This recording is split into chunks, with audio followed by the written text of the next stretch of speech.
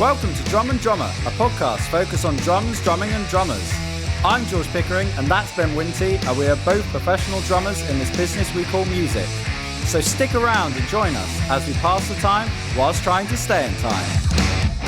Who lives here? Who lives here? Who exactly. lives here? Exactly.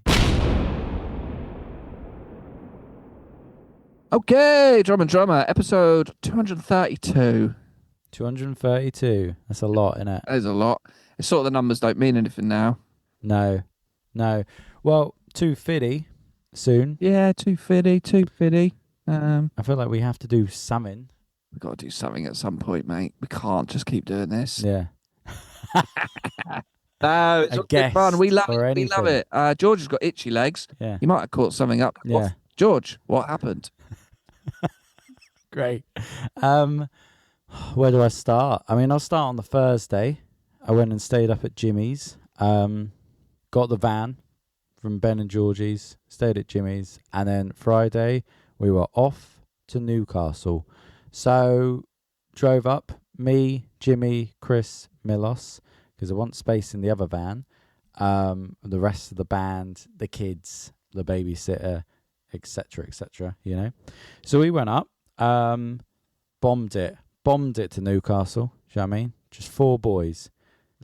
We'll do one service stop, you know, quick snack and a wee and a poo if you need one, and then keep going, boy. You know, we got to Newcastle about 3:30, and then set up.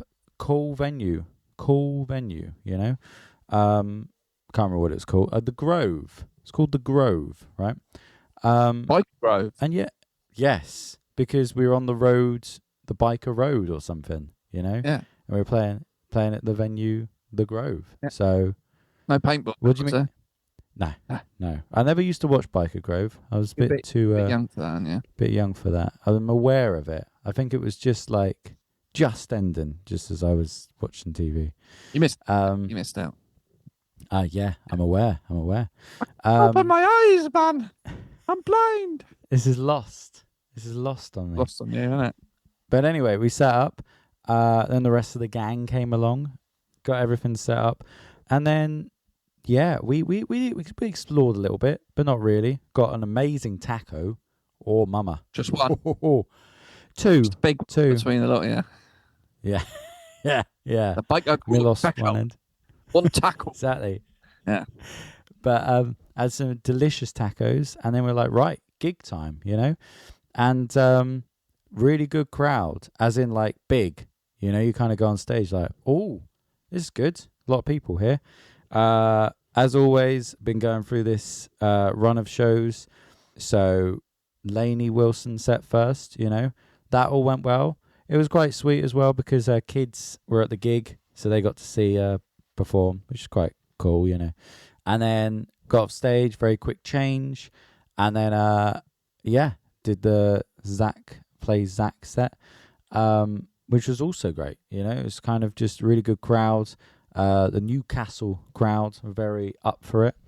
And then so then this is where the story gets funny, I think. So we didn't know where we were staying that night, you know. So we were like, right, well let's see what Ben's got in store for us. Okay, so Ben had booked somewhere. Ben had booked you somewhere. were just unaware. Yeah, exactly. Sure. We knew he had something, but we didn't know what. We just had a location, and we were aware it was it's like a lodge in the woods. It was next to Go Ape. Right. So if you go to Go Ape, you can also stay there. Okay. Or it's kind of like a Centre Parks vibe, you know. But it was very remote, somewhere, I don't know, an hour down from Edinburgh, and so we drove up, and we didn't get there till about 2 a.m, and we were starting to get worried, going, is there actually going to be anyone to let us in, you know? And we get to reception, and there's no one there, and we were going, oh my god. We were going, what's the closest hotel? And it was a travel lodge in Edinburgh, 50 minutes away. You're like, fuck, do we have to do that? But no, sure enough, someone came round in my memory, they were on a quad bike, but I don't think they were, and said, oh yeah, I'll let you in. And then we had this lodge, and it was great. And shared a room with Jimmy. We've kind of, I don't know if you've had this in bands, but we've kind of fall into like who shares with who. So it's always Chris and Milos, and it's always me and Jimmy, And but anyway, what bonded you and Jimmy to what created that bond? Because I'll tell you, good question. Gypsy Hill, we'd fall into pair, three. Me and Gareth, the guitarist, would always join together. Granted, we were like the only two English guys, but and that's not a problem. It's not racist. No, it's not racist. It's just that we can understand each other. It's just that they can't talk properly. Yeah. But we would always get in our hotel room and we'd watch The Simpsons. On my iPad. So that was what got us together. Yeah. And then we fucked. No. Well, I don't know, but I do think there is an element of Chris and Milos have known each other a while. And I think Chris, he won't mind me saying this because it's true. He's more of a night out than me, I'd say. And I think Jimmy and I are more on the same level. Whereas I think Chris and Milos is a kid. He's 24, Young, innit? And I feel like Chris can stay up late, really late, as can Milos. He's a kid. Whereas I'm very happy to go more to Jimmy's side of, right, the night is done, let's go to sleep sort of thing. Yeah. Whereas Chris, the night is done, let's stay up for 4 more hours and have some beers and chat. You know what I mean? And now I think that's just the way it is. We just, me and Jimmy have a room. But the next day we knew we wanted to get out and explore because there was a vague plan to go to Go Ape. And we were like, less than an hour. You're right there. Well, we are there. But we're less than an hour from Edinburgh. And I'd never been to Edinburgh. So we're like, we can't miss out on this, Because as you know from, and I know I keep saying it's not a tour, because I can't call it a tour after my thoughts. But when you're touring around, I can at least use that word, you go to places that aren't places, or places you might want to go to, but have never actually booked the ticket or whatever, Like even when you said about when you and Neil and, what's the other one, freshman year? Mike, when you went to Cornwall for a gig and you're like, well, let's make it into a weekend, Absolutely. It's kind of like that. It was like, oh, right, we're in Edinburgh. And we had a day off on the Saturday because the Dundee gig got cancelled. So we were like, well, let's explore Edinburgh. And it was a brilliant day. We went, us and me and the lads went to, and the babysitter came along because Georgie and Ben were like, look, we ain't got a gig, and so she came along and it was kind of like having a new... She became your babysitter. yeah. Georgie was like, can you look after these 4, please? Still on the clock, but yeah. We'll pay you double because have you met Milos? But no. So we got there, and have you ever been to Edinburgh? I'm sure you only have. for gig. You might not have been. So yeah, beautiful place. Instantly, I was like, oh, this is amazing. It's and you're just sort of walking around, and then it's getting later in the day, and we were kind of going, well, maybe we should head back. But then we see this big Arthur's Seat in the distance, and Chris goes, we can get to the top of that in 50 minutes from now, if we go now. We're like, yeah, let's do that. Big hill or something. Massive hill. I should have explained. Yeah, Arthur's Seat is this huge hill in Edinburgh. I thought it was a chair. I thought you down there and you thought, have a sit down. Or maybe it's one of them giant fun-sized chairs. You could sit on there and be like, hey... Look how small I am. Yeah. No, it's this big hill, and so we were like, right, let's go and do that. And we climbed up this hill. I mean, in completely the wrong clothing. I was wearing jeans and like a I don't know. I mean, for me, George, just on a whim near the end of the day, going, let's climb that mountain. Yeah, it is for me. It's probably not. No. Why don't we? No. Maybe plan that. Yeah. In the morning with appropriate footwear. Yes. But it's getting a bit dark, actually. Yeah. We should get some dinner. Hello. Yeah. Big hill. Yeah. Big exactly. Hill. Or do it first. Do it first when you get there. You get to Edinburgh. Okay. There's a big hill. Yeah. We'll do that first. And then around 2 or 3, next few hours, just have a little wander and go to a coffee shop. Instead, we got there, immediately went to a pub. And I think a bit of me was like, oh, I hope this isn't the day. I hope it isn't just like trawling around the pubs because I want to see some sights, you know. But it absolutely wasn't the day because we were walking for hours. It was weird when you get to the top of this hill. I don't think it's not classed as a mountain, but I don't think it is. Is there anything between a hill and a mountain? I think it's 800 meters is where it becomes a mountain. I think that's what I remember hearing that once, and it might have been that. I'm not sure, but it always seems weird to say mountain, and it's in the UK. Like obviously there are, but it feels like such a thing that happens in Nepal, you know, or Morocco, you know, like climbed a mountain. You can't say, oh, look at the mountains in Blackpool, you know, be like, what? Even if there is one, it'd be like, is there though, you know?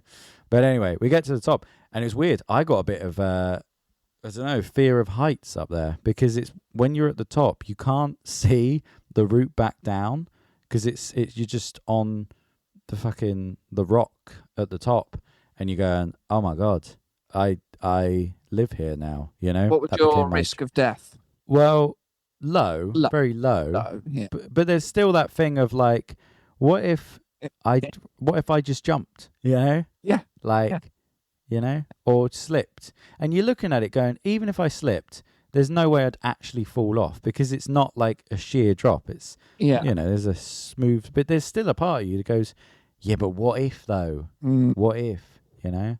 What if I just jumped really, like, as far as I could in that direction? You know. Anyway, so that was good. And then we got back to the... I'll power through. We get back to the lodge. They'd done a barbecue, which was lovely. But I was a bit fucked. I think I had a mild case of heat stroke, I'd say, or something. You know what I mean? I was very hot and not really with it. So I went to bed early. And then on the Sunday, we had a gig. Babysitter didn't do her job then, did she? No. She. Yeah, how'd you get on with the kids? Well, yeah. Look at they George. decided to walk up a mountain, and one of them nearly died. A from stroke, and B from trying to jump off. Exactly. Yeah, the children are fine. 4 grown men, fucking state. But no, Sunday we knew we had the gig in Edinburgh, and we were about an hour away, so it's quite a nice feeling because you're kind of going, oh, cool. There's no long drive, and we went on a little walk in the morning just around the grounds because it is like centre parks, you know. It's the kind of... Did you do any Go Ape activities? No, we didn't. But because it probably costs, doesn't it? Probably, yeah, a bit of bunts. Go Ape shit. Yeah. But face up. There you go. Yeah, but then we were so free. Well, not for Ben's deposit, but yeah, I don't know how much it would have cost 3 nights of that lodge, a 5-bedroom lodge, I think. I don't know. Good amount of bunts. But we turned up to the place in Scotland, so well, yeah, that was the thing because we were driving around. Was it in Scotland? How'd you cross the border at this point? Yeah. We'd well crossed the border. But we were looking at certain houses, like you're driving around and it's obviously the most amazing views. And you'd see a house and you go, I wonder how much that is, you know? It's either 120 grand or it's 4 million, you know? It's, yeah. It's there's no in between. There's no in between. It's a piece of shit or it's fucking ridiculous. When you drive to gigs in the countryside or whatever, you're just driving around, you're like in some fucking remote ass bit in your house. You go, who lives here? Who lives here? Who lives here? Exactly. Yeah. Yeah. You know? Yeah. It's meant. Yeah, that's exactly my thought. And you know, I remember Family Guy doing a bit about that. And yeah, they're driving through exactly that, a middle of nowhere, and they went, "Do you ever go through these towns and think whose life is here? Who's set up a life here? You know?" And like, why would it make sense? You know, like, do you have to really not like people? Is that part of it? You just want to be remote, you know, or what have you done? Like, who did you hurt so much that? Or even sometimes it's houses where you're like, it's on a really main road. Yeah, and they're like, come on now, like, yeah, no way. I remember my dad like a dual carriageway in Southampton. Yeah, and like, you know, you can only get to the house, like you can't cross the road. Yeah. So you have to approach the house from one direction all the time. Yeah. And you have to leave your house and go left. And I'm like, the reverse on a dual carriageway and then reversing the drive. Doing that every day. I mean, come on now. Yeah, literally. So anyway, we get to the gig in Edinburgh, and awesome venue. Easily the coolest venue I've ever played in. I saw this on your IG Instagram. Yeah. Some sort of Gothic cathedral or something. Yeah, it was mental. Apparently they have torture sex parties there. Right. So make of that what you will. Okay, who told you that? Chris found it out. Chris Hampson. And I've never met Chris, but of course he's finding out where the... Yeah. He's been asking that all weekend. He's the one that got in Ben's ear. Ben, he's open for a torture sex party den. Yeah. In the middle of nowhere. In a house that's worth 4 million or 100 grand. Exactly. Go Ape. Oh, for fuck's sake. A child-friendly play activity centre. Although there's a lot of rope. So yeah, there is a lot of rope. There's a lot of rope and hidden places in woods, I'd imagine. But anyway, the gig, once again, it was a good... Do you know, it was weird. Apparently there was about 120 tickets sold, but about 40 people didn't turn up. It's like, that's a lot of people to not show up to a gig. Maybe they didn't tell him it was a gig. Yeah. Yeah. Well, yeah. Well, it's a hark back to last week's episode. Yeah, that's good. The wedding, it's good. One there. Good little throwback. But no, that thing though, isn't it? You know, people go, I can't be bothered. Yeah, it's Sunday. It's a Sunday night. You know, they might have bought the tickets ages ago. I mean, or you know, a bus crashed with all of them on it. Yeah, and it would have been the best 40 people ever. You know, so keen. They all dipped in for a big bus. Yeah, for the gig. You know, there's a lot of country roads and there is mountains in Scotland, and it could have just Don's La Ravine. Well, we were saying when we were driving to the lodge, you know, it's 2 a.m, it's dark. I was driving, and the next morning we drove back down the road that we were on. We were like, oh my God, look at the drop from the road, you know? It's like, Christ. And I was tired driving, you know? But anyway, I was only going like 10 miles an hour. But yeah, so the gig itself, I mean, once again, it was, you know, it's kind of a sort of just on a roll of gigs now, you know, the Lainey gig, I had a terrible start to the gig, I'll tell you that. So if you saw, my Instagram, it was like a little tunnel to get from one room to the stage. And I went on stage first. And as I went on stage, I proper hit my head on the tunnel, you know, but I was wearing a cowboy hat. So it just looked ridiculous, you know, and everyone saw it as I was walking on stage. It's like, doof, like that. And it like squished. It was visible, was it? Yeah. Yeah. Because it's like we're playing the walk-on music. And as I'm the first to walk on. They're like, oh, people are coming on stage. Twat. Right on my head, you know. And and as it happened, I shouted fuck and spilt my water everywhere. They're like, fuck, you know. And then I get on stage and I got my in-ear pack. And I don't know if yours has ever had this. Usually you just turn the dial to turn it on and it just goes green. You hear a little click and then it's on. Instead it turned red and started screaming in my ear. Low battery. And I was, well, yeah. But then it was all right. But I am going to change the bats. Because then I turned it off and then turned it on again and it was fine. But I was trying to get Chris's attention. I was like, Grace, because it's like, you know, 10 seconds until we're going to start playing the first track or whatever. And then during the intro track that we have to play, I near enough dropped a stick and I went, well, what is going on? What is going on? I haven't dropped a stick since I was 17, you know. But I think it kind of relaxed me. And I'll just say this quick. Jimmy and I were having a chat about this, about, you know, experience as a musician. Because it's like, sure, you've had this. You know, you do a gig and something might throw you off and it just fucks the gig. You go, oh, well, do you know what? Forget it. And then the rest of the gig is shit. But I think it takes a good amount of skill when there's emotions running high, especially if you put a lot on a certain gig.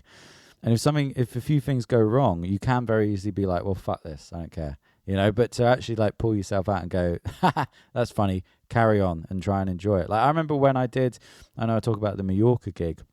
And there was one venue that we really wanted to play because it was like the best venue to play.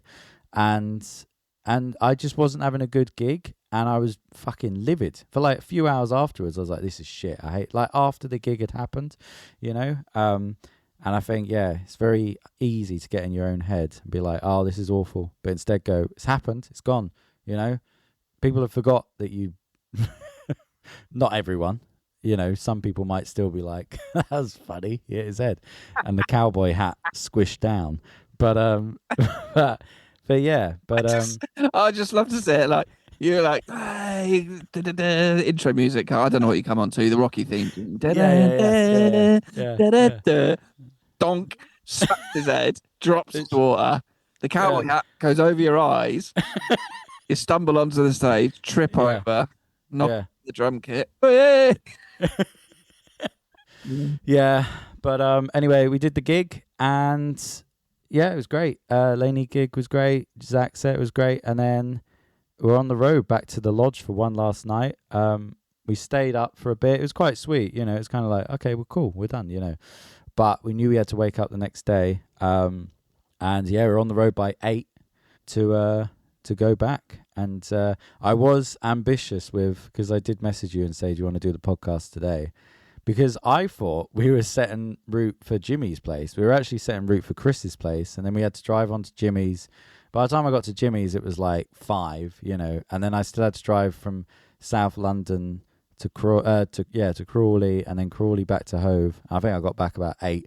So I was very ambitious with hey, let's do a pod at 5:30, you know. But no, it was a very good weekend.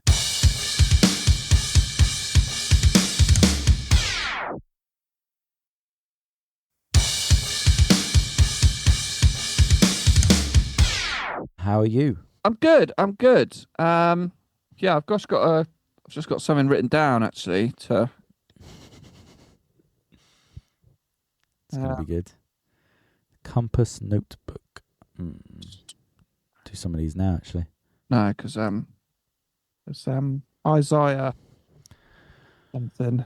Oh, I see what you're doing. Yeah, I don't like that. I've got it. In the old gallery. Did write it down. Did mark it. I thought it was a little gag, innit? That was great. Yeah. Took me a while to know what you were doing. Yeah, I wondered. Maybe I thought as I was doing it, George's been away. Maybe he's not seen it. Yeah. No, of course I've seen it. He's been on his phone all weekend. Well, I went to Graham Russell.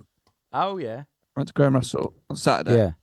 I've already put this on the Instagram, but yes, I'll tell you about it. Yeah. Because why not? It's the place to do it. Saturday morning, I'm in bed. What do? I'm on the Graham Russell website. It's things I do. Not, you know, you do your checks. Do you have your routine checks? You know, have I shat myself? I'm awake. Yeah. Check 1, check the pants. Yeah. Check 2, because you wake up and you go, another day. What? You know, can often happen. Oh, I've forgotten something. What's going to happen? You do your checks, and it's like, I just check the bank balance, check the savings, check these things, you know, check the Instagram. I like to check the Lego store. What's new? You do this every day? Not every day. No, but Saturday morning, the weekend, day off. No good. Yeah, okay, yeah. Cool. Let's check the Lego store, see if there's anything new. Add to the ever-growing wish list of things that I want to buy. Also, you've got to keep your eyes peeled on G-Russ. Keep them peeled. You never know when there might be a bargain, you know? And there's a little section there with just individual drums. So I was like, well, I'll have a look. You never know. Because what I'd love, 8-inch tom for my Mapex kit. Yes. So I've got 10, 12, 14, 16, right? Is that the purple kit? Purple sparkly. Yeah. Love the 8-inch. Now, here's a regret I have in my life, is that when I bought that kit from Graham, it came with an 8-inch tom. But I didn't want the 8-inch tom at that point. So I don't need it. And I'm pretty sure, I think Graham had a moment, this was years ago now, where the kit was $1,000. And he went, I was like, I don't really need the 8-inch. He said, I'll take the 8-inch off and do it for 800. Oh, wow. Yeah, something mental. Like. Yeah. But now I completely regret not getting the 8-inch tom. Yeah. Maybe I wouldn't have paid £200 for it, but anyway. So you never know. You never know what might come up. And I was having a look. So fucking hell. But my Yamaha Rock Tour, got that black and green fade, natural sort of wood finish. I bought it 12 years ago from Graham. 22-inch kick, 12-inch rack, 16-inch floor. And I bought that kit on an absolute punt. I thought, I'm just going to buy a new kit. So I had a couple of tours. They were tours. With that summer, I treated myself to a new kit. And this was like it was £250. The kick and the 2 toms, and I was like, it's gonna be. I could skin that and tune it. It'd be great. Yeah. Color, perfect size I need, just for one up, one down. It's Yamaha. It's gonna be good. I got it. It's fucking brilliant. Really good. Yeah. I've used the kick drum on 90% of recordings I've done. Yeah. And Little Piggy, right? I had the 12 and the 16. It was secondhand, and I'm on the single drum bit on the website on Saturday morning. Fucking hell. It's the 14-inch. There's the 14-inch floor tom. Same, the Yamaha Rock Tour, same badge, same fucking colour, same finish. For 125 quid. And I looked at my wife. I said, is she another check? She's still here. Check she's alive. Check she's still there. After the Lego store, then wife. Check my bank balance, check the Lego store, check my wife hasn't left me. In that order. I said, my wife, I need to buy a drum. Yeah. So what is it? I told her. She went, right, let's get up and go. So we got up and we went there. There it was. So I've now got the matching kit. Then what I did is, if you have seen the Instagram, if not, go follow it, Drum and Drummer Podcast, or follow myself at Winto, WHYTO. So I set it up with the current kit. But what I currently have in the studio is the Rock Tour kick and then stage custom toms. So I put the floor tom as a second floor tom, the new one. So, but the other toms don't match. They're in my storage area. And I put on this Instagram, like, I've finally got the 14-inch floor tom on the kit. But the kit doesn't match in the video or the pictures. Yeah. Couldn't be bothered to get. Yeah. So I was like, oh, no, you just need the other one. Like, oh, no, I've already got them. I was just lazy. Got to get out of storage. So what a lovely bargain. And it sounds fucking great. Like, it's got pretty new skins in it. Evans EC2. So if you're asking, just tuned it up. Sounds fucking banging. So brilliant. Proper happy with that. But George, the self-restraint to not buy something else. Oh, you go all the way to Edinburgh. You want a good gig. You want to climb a mountain. You go to Graham Russell. You drive the half an hour to Graham Russell. You want to spend, don't you? And that's half an hour, isn't it? That's you think that's how blessed you are. I know. I'm pretty sure there was a kid in there with his mum, and I'm pretty sure I heard him say they travelled 3.5 hours to get there. Yeah. Go to G Russ. I just went on a whim. But like, my wife, bless her, like she's going. I'm like, oh, I'd love one of these. She's like, buy it. Just buy it when you buy it. No, really can't. So I'm the one policing the purchase in the drum shop. What? But there were so many things. I mean, Black Panther, there was a Supraphonic, there was a aluminium recording custom. I love them all. I want them all. 15-inch legacy hi-hats. I'd love it. 400 quid though. It's a good price, second hand, but so the restraint. I bought a couple of pairs of sticks. But I was very happy, proud that I didn't spend more than I did. And I've got the matching 14-inch floor tom for the Rock Tour. Because I just don't know when. And actually someone, a guy called Craig, commented on the post. He's got the same kit. And he was like, I didn't think they existed. Oh, wow. This gives me hope that there's more than one in the world. Yeah. So now, for the next 12 years, I will be searching for the 10-inch tom. Yeah. I don't know if it exists. I don't know. I assume it does. No. But who knows? Yeah. Who knows? But yeah, that was a nice morning. But I had no gig on Saturday. I had a gig on Sunday. Sunday wedding with one year. Do you know what? There was people there. That's good. Which made a nice change from the week before. Easy gig, lovely, fine. Another change I've made to my life. Trousers. What do you mean trousers? Change my Start trousers. wearing them? Well, George, I've always been for years I've worn black jeans to gigs. Yes. And first gig back in March I did. What I quickly noticed was not only there's a post-surgery sort of pain and discomfort, and like, oh yeah, my core muscles are shit, and singing is a bit painful. One thing I noticed is, these jeans are a little bit tight because I've popped on a bit of mass, But the rigidity of the jean, like waistband, and the sort of button, and where you put the button in, and it's got a corner. You've got a rigid corner. It's really digging into my wound. So I was like, this needs to change. They're hard to get in and out of. You think, oh, why don't you just lose weight? Yeah, but I like fake. So I went shopping the other week for a outfit for this wedding I'm going to in Newcastle. I'll be half as you. I'm over 40 now, innit? M&S. Black chinos. £17.50. M&S outlet. Gunwharf Keys. Thank you very much. So that's what I'm wearing at gigs now. And nice. Lovely and comfortable. And easy round the belly. So, well, there you go. That's good. Yeah, that makes sense. Jean waists are harsher than a chino waist. Always said it. You've always said it. Yeah. First thing you said to me when we met. Yeah. It is, yeah. Jimmy was asking about you the other day.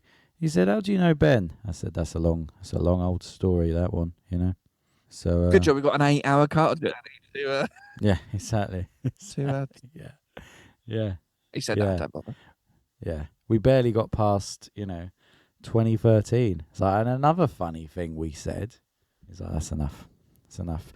Have we ever said that your nickname you made for me when I was 18 years old, a child basically, was Marshmallow? Yes. Do you remember that? Yeah, I do. Yeah. Do you know why? Yeah. Go on. Explain to the listeners. Like Jason Segal from How I Met Your Mother, Marshall, and I think his nickname was Marshmallow. Yeah. There you go. Man of many faces. Yeah. Well, yeah. But as you've aged, you've definitely grown into the Eric Ten Hag. Yeah, absolutely. Do you remember when we said that to Josh? And he went, oh my God. Yeah. Fucking hell. Yeah. How have I not? I'll say it at football. I'll mention that I look like him to lads I haven't met. And they're like, Jesus Christ. So, I'm fine with that. Yeah. It's a good one. It's a good one. Should we end there? Let's finish up there. Yeah. drumandrummerpod@gmail.com. Get in touch, yeah? Let us know what's going on at Drum and Drummer Podcast. Drumcharts.co.uk. Like and subscribe. Give us 5-star reviews. It really helps. George, I'll see you next week. It is now my time to go to Newcastle. So, but no drum kit in tow, as this is a social visit for a friend's wedding. Thanks for listening, everybody. We'll see you next week. Goodbye. Bye. Thank you for listening to Drum and Drummer.